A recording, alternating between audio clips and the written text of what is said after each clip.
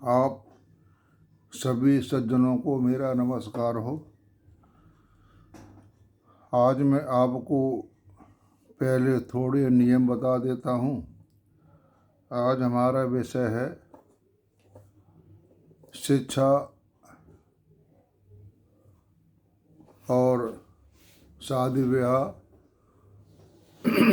और कर्मों के बारे में बता रहा हूँ। मेन बात मैं आपको बता देता हूँ। जो मुख्य बातें होती हैं कुंडली को देखने के लिए, कोई भी कुंडली हो, किसी का कुछ भी फल देखना है, सर्वप्रथम हम जाएंगे लगन भाव पर। हमारा ये है लगन भाव। लगन भाव को हम देखेंगे। लगन भाव की स्थिति यानी लगन भाव, कोई भाव हो उसका हम भावित कारक तीनों को लगाकर देखेंगे। ये तीन बातें हो गई और तीन बातों को अगर हम 100 अंक देते हैं और भावित कारक तीनों बातें सकारात्मक जाती हैं तो उसको नंबर 100% देंगे। काम इसका पूरा सही होगा। उसी आधार पर अगर 2 का सकारात्मक मिलती है तो 66% और 1 का मिलता है तो 33%। जब हम सबसे पहले देखते हैं तो हमारा मेन उद्देश्य होता है कि जो हमारा बच्चा है उसकी शिक्षा कैसी रहेगी। शिक्षा के बारे में पंचभाव होता है शिक्षा के लिए, 1 2 3 4 5, और इसका कारक होता है बुद्ध। शिक्षा के लिए बुद्ध होता है। मैं भाव का कारक नहीं बता रहा, जो जिसके लिए हम देख रहे हैं उसके कारक, उसके लिए बता रहा हूँ कारक। शिक्षा का कारक होता है बुद्ध। पंचभाव होता है पढ़ाई, कहाँ तक पढ़ी, ये हमारा पंचभाव बतलाता है।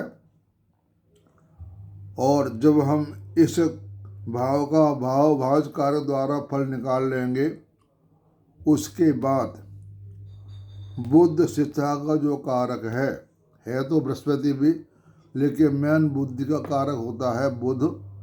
तो हम बुद्ध को देखें कुंडली में बुद्ध कहाँ बैठा हुआ है। जहाँ बुद्ध कुंडली में बैठा है वहाँ से हम पंचभाव देखेंगे। बुद्ध अगर यहाँ बैठा हुआ है तो यहाँ पंचभाव लेंगे, 1 2 3 4 5। पंचभाव ये हो गया। यहाँ बैठा हुआ है तो 1 2 3 4 5, पंचभाव हमारा हो गया 10म। इसमें छठा और अष्टम भाव का हम उससे कोई बात नहीं लगाएंगे कि हमने शिक्षा के लिए देखना है तो शिक्षा भाव को हम लगन बना लेंगे। उसके बाद जो षष्टम अष्टम भाव आता है शिक्षा से, शिक्षा हमारा पंचम ये है ना, तो 1 2 3 4 5 6 7 8 भाव ये आएंगे। तो वो उसके लिए उसी अनुसार उसका हम फल बताएंगे। तो शिक्षा का मैंने बता दिया पंचवा भाव, और भाव इस कारक को लगाएंगे। उसके बाद बुद्ध जहाँ बैठा है उससे पंचवा भाव का भाव कारक लगाएंगे। इसमें हमारी 6 बातें हो गई। 6 बातों में हमने ये देखना है कि 6 बातों में सकारात्मक मतलब सकारात्मक कितने गए और नकारात्मक कितने गए। तो हम 100 को 6 से भाग कर देंगे और जितने सकारात्मक उसको गुणा करके वो हम निकल जाएगा कि इतना % को ये शिक्षा ठीक रही। और शिक्षा का हमने हर चीज़ का सुख देखना है। तो शिक्षा का जैसे हमने बनाया तो शिक्षा से जो लगन बनाएंगे तो उससे हम चौथा भाव देखेंगे। किसी भाव का शिक्षा उसको प्राप्त है, कोई भी चीज़ उसका उसको सुख है या नहीं, वो हम भाव से चौथे भाव को देखते हैं। नंबर 2 नौकरी। नौकरी का मेन जो है हमारा छठा भाव होता है हर कुंडली का। छठे भाव से मनुष्य प्रयत्न करता है और छठे भाव और भावेश से ही नौकरी के बारे में पता लगता है। यानी भावेश कारक। और इसकी स्थिति लगने से अगर कमजोर हुई तो वह 100% नौकरी ही करेगा। अगर इस भावभाजकारी स्थिति मजबूत हुई तो वह नौकरी नहीं करेगा। तो ये हमारा हो गया नौकरी का। अगर इस भाव की शक्ति लगने से या लगन भाव से कमजोर हुई तो नौकरी करेगा, और कमजोर नहीं हुई तो नौकरी नहीं करेगा, अपना काम करेगा। अब चलते हम व्यवसाय पर। व्यवसाय का भाव होता है दशम, और व्यवसाय का कारक होता है बुध, क्योंकि बुध होता है वैश्य। तो सबसे पहले हम दशम भाव का भाव कारक द्वारा देखेंगे। उसके बाद जहाँ कुंडली में बुध बैठा है वहाँ से हम दशम भाव को देखेंगे। यानी बुद्धि का कारक बुध है और व्यवसाय का कारक भी बुध है। इस तरह से हम यहाँ निकाल लेंगे बली है या निर्बल है, उसी आधार पर हम फल बताएंगे। उसके बाद हम किसी के भाई बहन देखते हैं। भाई बहन का घर होता है तीसरा। हर कुंडली में भाई बहन का घर तीसरा होता है। ये होता है छोटी भाई बहन का, और 11वां होता है बड़े भाई बहन का। लेकिन मेन घर होता है तीसरा। अगर हम किसी के भाई बहन देखने हैं तो पहले हम तीसरा भाव कारक को लगा के देखेंगे वह क्या कह रहा है। उसके बाद जहाँ कुंडली मंगल बैठा है उससे हम तीसरा भाव देखेंगे। अगर मंगल यहाँ बैठा है तो हम 1 2 3 लगन से देखेंगे। यहाँ बैठा है 12 भाव में तो 1 2 3 दूसरे भाव से देखेंगे। भाई बहन इसके कितने हैं क्या है ये हमें पता लग जाएगा। और एक दशम भाव हमारा है 2 का है, एक मान सम्मान का है, एक सरकारी नौकरी का है और कर्मों का है। दशम भाव का सबसे ज़्यादा महत्व बतलाया गया है। यहाँ मान सम्मान, व्यवसाय, कर्म भाव सब यहीं से दिखाया जाता है। किसी के कर्म अच्छे हैं तो वह बहुत अच्छी बात होती है, उसको सारी बातें सकारात्मक में जाती हैं। अब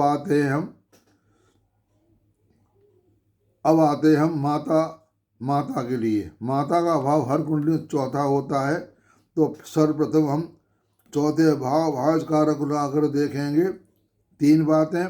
उसके बाद जहाँ चंद्रमा बैठा है वहाँ से हम तीसरा घर देखेंगे। जैसे यहाँ चंद्रमा बैठा है तो 1 2 3, यहाँ बैठा है तो 1 2 3। चौथे भाव से हम भाव कारक लगाएंगे। उसके बाद हम चंद्रमा माता का कारक होता है, उससे हम लगाते हैं। फिर 6 बातें हो गई। 6 बातों में कितनी सकारात्मक आती हैं और जो कितनी नकारात्मक आती है उस तरह से हम उसका जवाब देंगे। उसके बाद चला हमारा पिता का भाव। पिता का भाव 9 होता है। पिता का कारक सूर्य होता है। जब हमने किसी के पिता के बारे में देखना है या गुरु के बारे में देखना है तो पहले हम 9 भाव के भाव कारक को लगा करके देखेंगे। उसके बाद हम जहाँ सूर्य बैठा उससे 9 भाव देखेंगे।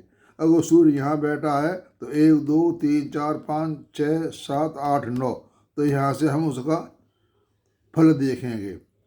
यानी 9 भाव से और जहाँ सूर्य बैठा उससे 9 भाव का दोनों का जोड़ करके हम बताएंगे कि क्या इसकी स्थिति है।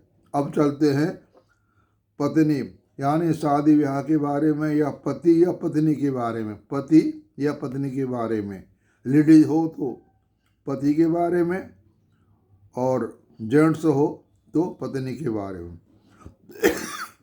सबसे पहले हम सप्तम भाव को देखेंगे। सप्तम भाव के भाव कारक लगा करके देखेंगे। उसके बाद जहाँ शुक्र बैठा है कुंडली में, जहाँ भी शुक्र बैठा है वहाँ से हम सप्तम भाव का भाव कार से लगा के देखेंगे। इससे 6 बातें हो गई।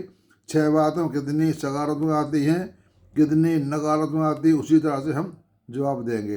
अब मैं आपको एक कुंडली पर लगा करके ये बातें बता रहा हूँ, ध्यान से सुनना। ये कुंडली हमारे पास है। सर्वप्रथम हमने लगन को देखते हैं। लगन कितनी शक्तिशाली है। लगन हमारी वृश्चिक की लगन है और इसमें चंद्र सूर्य बैठे हुए हैं और मंगल की दृष्टि है और शनि की दृष्टि है, यानी ये लगन हो गई मजबूत। शनि भी बैठा है, चंद्र भी बैठा है और मंगल की दृष्टि है और गुरु की दृष्टि, यानी 4 ग्रहों का यहाँ पर युग बनता है लगन में, तो इसकी लगन हो गई बलवान। इसका कोई भी काम है, कुंडली में थोड़ा सा भी कोई फल सकारात्मक आता है तो वो फल जरूर देगा, यानी क्योंकि यहाँ इसकी लगन है मजबूत। अब देखते हैं हम शिक्षा के बारे में।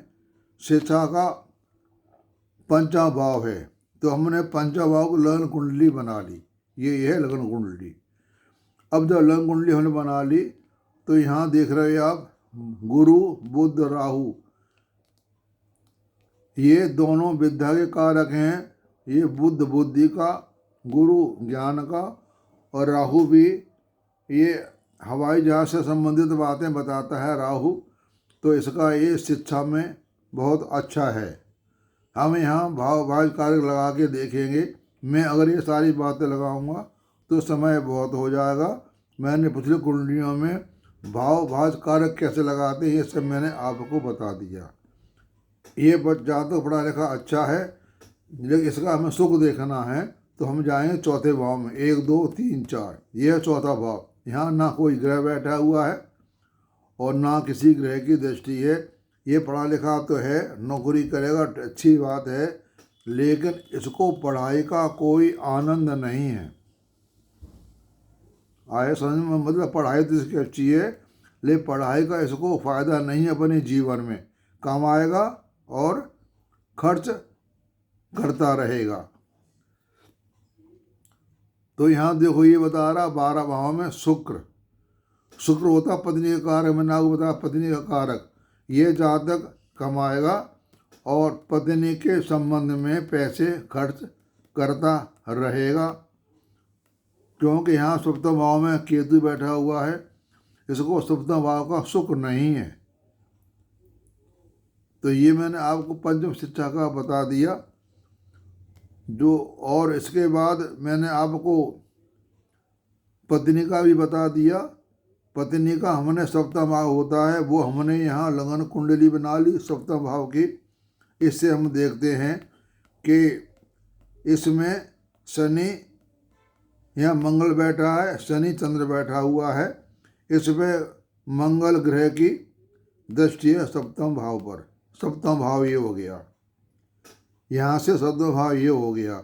और इसमें जो हमारा मंगल है वो है द्वादशेश, और 12 भाव में सूर्य बैठा हुआ है। 12 भाव में सूर्य बैठा है तो सैया सुख में अवरोधक पैदा होता है। और शनि हमारा बैठा हुआ है, शनि शादी के इच्छुक नहीं होता है। शनि महाराज हमारे शादी नहीं चाहते हैं, वो सिर्फ अपने पूजा पाठ में ही लगे रहते हैं। यानी यह जो जातक है ये पूजा पाठ में ज़्यादा ध्यान देगा, ये शादी रियल में नहीं चाहता है। जब हम किसी की शादी करते हैं तो हमें ये दिखाना चाहिए, जब ये जातक की शादी हुई थी उस समय ये शादी का इच्छुक नहीं होगा कुंडली के हिसाब से, क्यों यहाँ शनि महाराज बैठे हुए हैं। और जहाँ पर शनि चंद्रमा बैठे हुए हैं वहाँ पर भक्ति योग बतलाता है। 12 भाव में शनि चंद्रमा बैठे हैं वो भी भक्ति योग बतलाता है। यानी शनि चंद्रमा जहाँ भी बैठे होंगे वो भक्ति योग को दर्शाता है।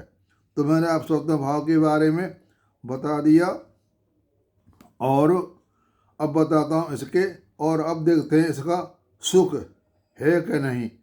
तो सप्तम से चौथा भाव आ गया हमारा, ये है सप्तम। 1 2 3 4 1 2 3 4 यहाँ शुक्र बैठा हुआ। शुक्र यहाँ के लिए षष्ठे से, यानी बीमारी। शादी का जो सुख है उसको शुक्र देख रहा है। और 1 2 3 4 5 6 7 8 9 और गुरु देख रहा है। शुक्र है हमारा षष्ठे से है और गुरु हमारे अष्टमे से हैं। 1 2 3 4 5 6 7 8 9 यानी गुरु स्वामी यहाँ के हैं और यहाँ बैठे हुए हैं। तो 1 2 3 4 5 6 7 8 9 सप्तम भाव को देख रहे हैं। मतलब इस जातक को शादी का सुख नहीं है। अब चलते हैं हम कर्म भाव पर। कर्म भाव इसका ये है सिंह लगन। हमने सिंह लगन की यहाँ कुंडली बना ली और कुंडली बना के हमने इसको अब देख रहे हैं।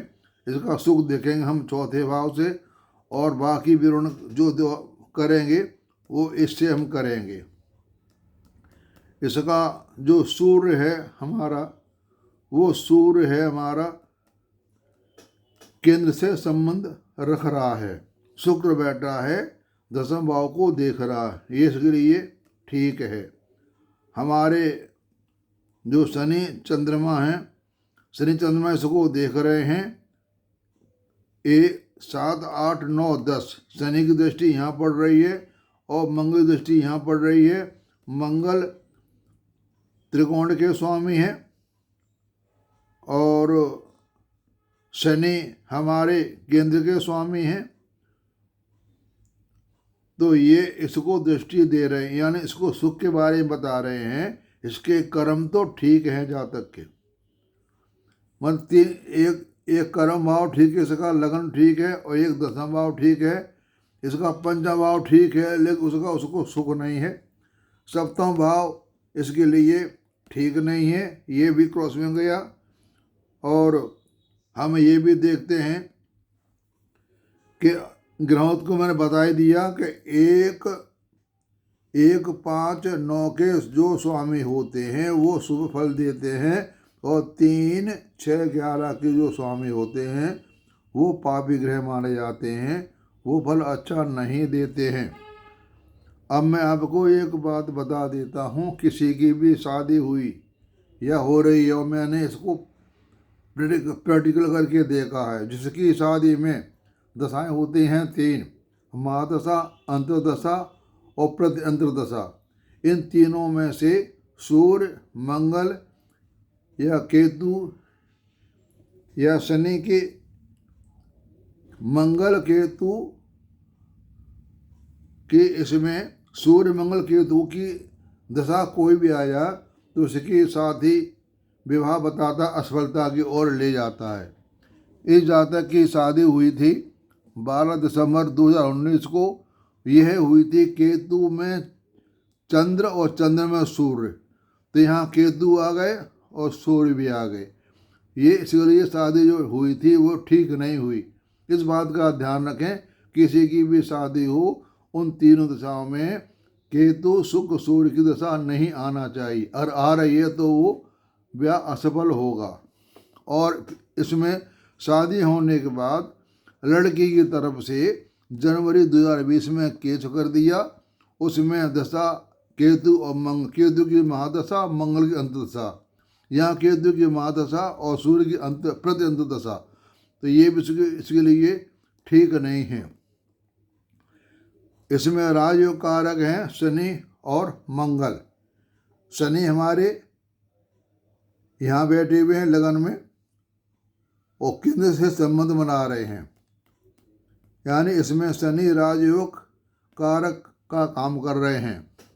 शनि और मंगल हमारे इस कुंडली में लगन से हैं और षष्ठी से हैं। लगन का षष्ठी और अष्टमी का दोष नहीं लगता, जैसे मंगल और शुक्र को 6ठे भाव का और 8 भाव का दोष नहीं लगता। ये हमारा किताबों में लिखा हुआ है। उसके बाद हम देखते हैं शुभ ग्रह मैंने आपको बता दिए गुरु चंद्र मंगल, और हमने ये भी देखना चाहिए इस जातक की जन्मदशा कौन सी थी। इस जातक की जन्मदशा थी शनि की, और शनि बुध के नक्षत्र में था। शनि जन्म दशा ना शनि थे, शनि बुध के नक्षत्र में थे। कोई भी ग्रह किसी के नक्षत्र में होता है तो उसका प्रभाव इसके ऊपर पड़ता है। इस कुंडली में सबसे ज़्यादा पाप ग्रह बुध का रोल आता है। तो इस कुंडली में नैसर्गिक जो पापी और ग्रह आते हैं वो बात नहीं मानी जाती। इस कुंडली में पाप ग्रह और शुभ ग्रह कौन से हैं वही बात मानी जाती है, वही लगाई जाती है। वैसे भी बुध शुक्र शनि ये हमारे जो तीनों ग्रह हैं, ये जो ग्रह हैं तामसी ग्रह हैं, बाकी 4 ग्रह हैं वो सतोगुण के ग्रह हैं। तो बुध इसमें खराब ग्रह है। और स्वराशि गुरु, इसमें गुरु जो हैं अपने राशि में बैठे हुए हैं, ले गुरु पर भी बुध का प्रभाव आ रहा है कि बुध के नक्षत्र में हैं। हमको गहराई तक जाना चाहिए, ग्रह को राशि और नक्षत्र तक जाना चाहिए, इसका कहीं संबंध कहाँ बन रहा है राशि और नक्षत्र के द्वारा। जन्म नक्षत्र इसका ज्येष्ठा है, वो भी बुध का है। तो तीनों बातें यहाँ बुध के लिए इकट्ठी हो गई। इस जातक के लिए बुध ही सबसे खराब ग्रह है। और बुध के देवता होते हैं गणेश जी। तो मेरी तो यह है कि गणेश जी को मनाया जाए, गणेश की पूजा की जाए, या आप जिसको पूजते हैं उसकी पूजा करें। जितना आप कर्म अच्छा करोगे तो आपके पाप कट सकते हैं। प्रारब्ध हमारे वर्तमान में हमारा कोई खराब समय आ जाए, हम अच्छे कार्य करेंगे उतना ही उसमें से अच्छे काम करेंगे तो उतना उसका पाप कम हो जाएगा। यानी इसको बताइए पूजा पाठ भगवान का सहारा और इसका कोई तोड़ नहीं है। और इसके जो टाइम खराब चल रहा है वह इसका शादी हुई केतु की महादशा में। और केतु की महादशा चली 28/6/2018 से लेकर के 28/8/2025 तक। केतु की महादशा होती है 7 साल की। ये इसका टाइम बहुत खराब है। केतु जहाँ भी बैठता है या मंगल, तो उसको वो एकदम सफाया कर देता है, एकदम उसको खराब काम करता है। और उसके बाद दशा इसकी चली है, क्योंकि इस कुंडली में हमारा जो शुक्र है, केतु में शुक्र इसमें मार्केश है। इस कुंडली में शुक्र मार्केश है और 12 भाव का स्वामी है। इस कुंडली के लिए इस हिसाब से शुक्र की दशा भी इसकी ठीक नहीं जाएगी, क्योंकि ये 28/6/26 से इसकी चालू हो जाएगी शुक्र की दशा। शुक्र सूर्य ये इसका लिए टाइम ठीक नहीं है। 28/10/29 तक इसका टाइम ठीक नहीं है। इसकी दशा जब शुक्र में चंद्र की दशा आएगी तो इसमें परिवर्तन आएगा। और इसका जो केस चल रहा है उस केस में बदलाव आएगा। जून 2025 में बदलाव केस का आएगा, उसमें बदलाव आ जाएगा। लेकिन इसका टाइम खराब चल रहा है 2029 तक। 2029 के बाद इसका समय ठीक आएगा। तो ये मैंने आपको बता दिया। ग्रहों का शुभ अशुभ देख लो, भाव भाव कारक देख लो और दशाएं लगा दो। और जिस भाव को देखना है उसको लगन कुंडली बना करके उसका फल निकाल लो। तो मैंने आपको सीधी बात बता दी। इसको सिर्फ पढ़ाई, इसके कर्म बच्चे के ठीक हैं और ये पूजा पाठ करने वाला व्यक्ति है और इसकी लगन है मंगल की और मंगल देख रहा है, तो इसमें गुस्सा ज़्यादा है, ये कुंडली बता रही है। ये किसी की बात को सुनता नहीं, इसमें क्रोध ज़्यादा है। तो भगवान की पूजा पाठ करेगा, इसका क्रोध भी शांत हो जाएगा, क्योंकि इसकी लगन भी वृश्चिक है और मंगल को देख रहा है। जिस भाव को ग्रह देखता है वो भाव बलवान हो जाता है, फिर अपना वो फल भी देता है, अच्छा या बुरा। तो मैंने इस तरह ये आपको सारी बातें बता दी। आप भी इसी तरह से कुंडली पर लगा कर देखेंगे तो आपको इसका जवाब बिल्कुल सही सही निकलेगा। आप सबको सुनने का धन्यवाद। आप सबको नमस्कार। आपको मेरा ये वीडियो अच्छा लगा हो तो लाइक करें और सब्सक्राइब भी करें। इसमें आपका कुछ जाता नहीं है, सिर्फ मेरा इससे उत्साह बढ़ता है। मैं और नई नई बातें आपको बताता रहूँगा कि जो जो भी मेरे समझ में आएगा मैं आपको बताता रहूँगा। तो आप सबको मेरा नमस्कार।